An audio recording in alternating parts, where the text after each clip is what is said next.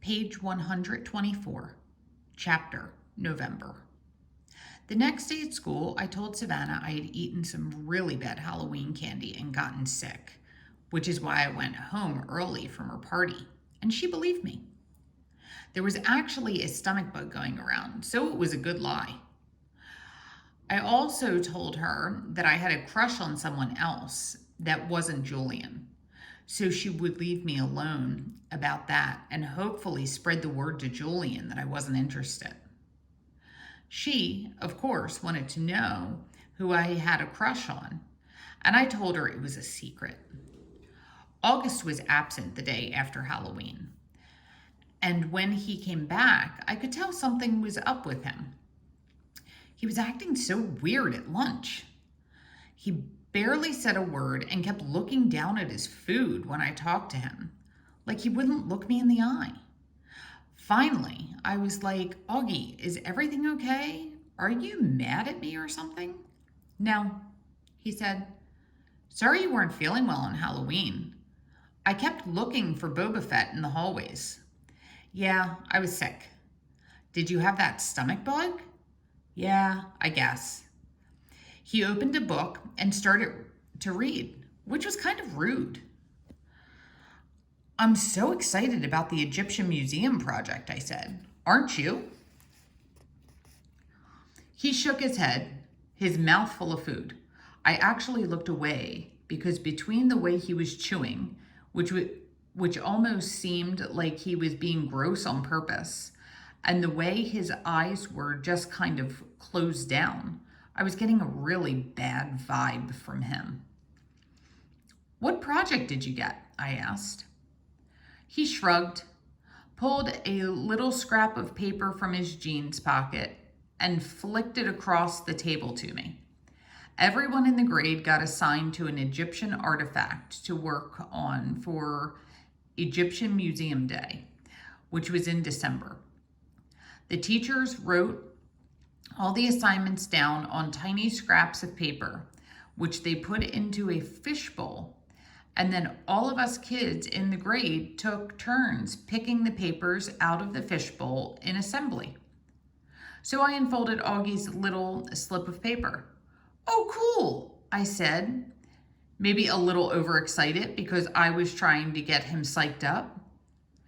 You got the step pyramid of Saqqara.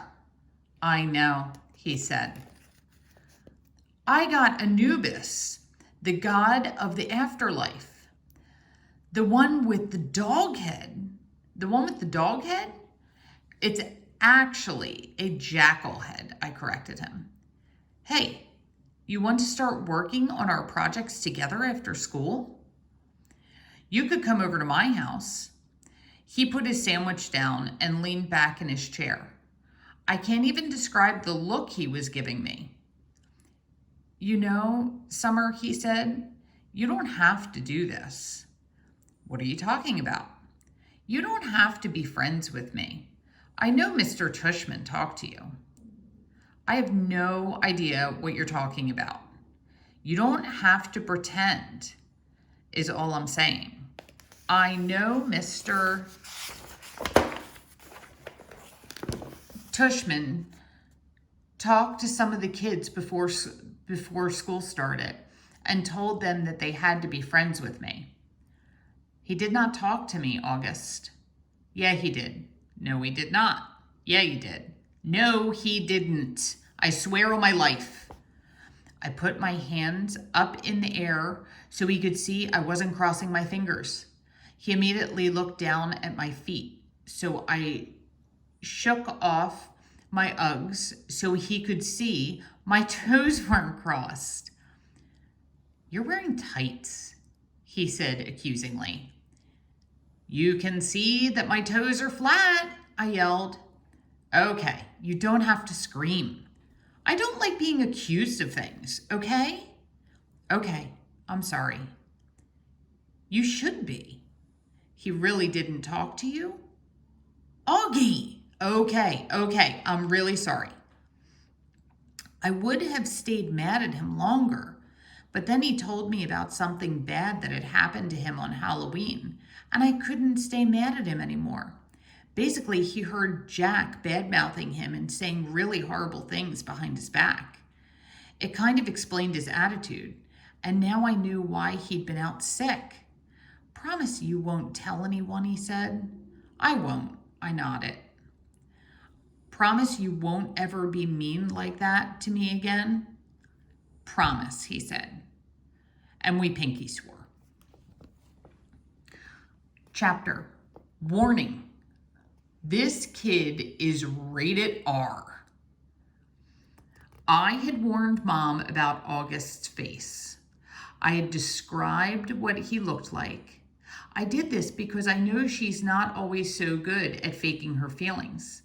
And August was coming over for the first time today. I even sent her a text at work to remind her about it. But I could tell from the expression on her face when she came home after work that I hadn't prepared her enough. She was shocked when she came through the door and saw his face for the first time. Hi, Mom, this is Augie. Can he stay for dinner? I asked quickly. It took a second for my question to even register. Hi, Augie, she said. Of course, sweetheart, if it's okay with Augie's mother.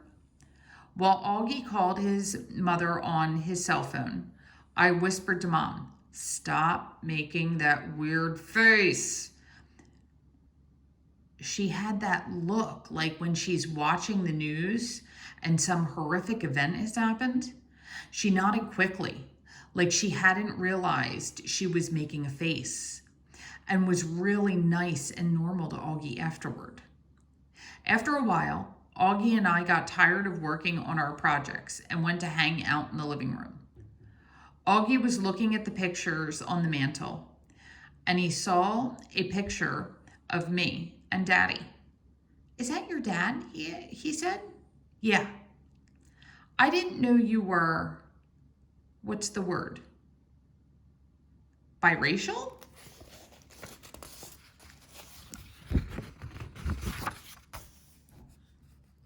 Right, that's the word. Yeah. He looked at the picture again. Are your parents divorced? I've never seen him at drop-off or anything. Oh no, I said. He was a platoon sergeant. He died a few years ago. Whoa, I didn't know that. Yeah. I nodded, handing him a picture of my dad in his uniform. Wow, look at all those medals. Yeah, he was pretty awesome. Wow, Summer, I'm sorry. Yeah, it sucks. I really miss him a lot. Yeah, wow. He nodded, handing me back the picture. Have you ever known anyone who died? I asked. Just my grandmother, and I don't really even remember her. That's too bad. Augie nodded. You ever wonder what happens to people when they die? I asked. He shrugged. Not really. I mean, I guess they go to heaven? That's where my grands went. I think about it a lot, I said. I think when people die, their souls go to heaven, but just for a little while. Like that's where they see their old friends and stuff and kind of catch up on old times. But then I actually think the souls start thinking about their lives on earth. Like if they were good or bad or whatever. And then they get born again as brand new babies in the world. Why would they want to do that? Because then they get another chance to get it right, I answered. Their souls get a chance to have a do-over. He thought about what I was saying and then nodded. Kind of like when you get a makeup test, he said. Right. But they don't come back looking the same, he said. I mean, they look completely different when they come back, right? Oh yeah, I answered. Your soul stays the same, but everything else is different. I like that. he said, nodding a lot. I really like that, Summer. That means in my next life, I won't be stuck with this face. He pointed to his face when he said that and batted his eyes, which made me laugh. I guess not, I shrugged. Hey, I might even be handsome, he said, smiling. That would be so awesome, wouldn't it? I could come back and be this good-looking dude and be super buff and super tall. I laughed again.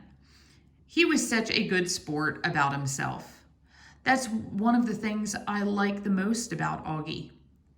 Hey, Augie, can I ask you a question? Yeah, he said. Like he knew exactly what I wanted to ask. I hesitated. I've been wanting to ask him this for a while, but I've always lost the guts to ask. What? He said. You want to know what's wrong with my face? Yeah, I guess, if that's okay for me to ask. He shrugged. I was so relieved that he didn't seem mad or sad. Yeah, it's no big deal, he said casually.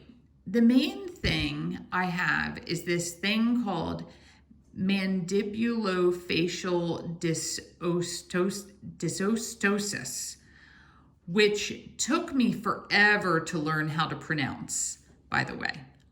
But I also have this other syndrome thing that I can't even pronounce. And these things kind of just morph together into one big super thing, which is so rare they don't even have a name for it. I mean, I don't want to brag or anything, but I'm actually considered something of a medical wonder, you know. He smiled. That was a joke, he said. You can laugh. I smiled and shook my head. You're funny, Augie, I said. Yes, I am, he said proudly. I am cool beans.